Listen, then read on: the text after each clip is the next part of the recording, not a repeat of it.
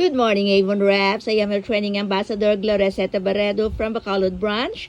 Then, ari naman kita sa aton tutorial nga amo ang Avon EC. Sa Avon EC, diri kita maparegistered sa aton nga account number. Ang first is type ka Avon. Pangitaon mo ang imo nga Avon sa imo nga browser. Then, proceed ka sa imo Avon Philippines.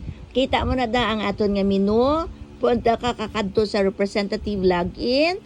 Type ang imo nga account number. Tanan mo nga account number nga makita sa imo nga sa ibabaw sang imo nga ngalan. 30 na siya, wala dash. Then hindi ka magkadto sa sign in, wala man password, pwede ka na din makapa-registered. Then dalon niya ka sa Avon terms and condition. Then pwede ka na makakadto sa accept. Accept mo ang terms and condition ni Avon. Then fill up mo ang tanan nga mga dapat i-fill up. Ang imo nga birthday, account number mo, kag ang imo nga password. This time mahimo ka na password, ang imo nga alphanumeric, ambot silingon ang imo nga numbers kag letters. Then retype and then ang imo nga hint. Pwede nga hindi man siya matik and then proceed to terms and condition, balik ka and then submit.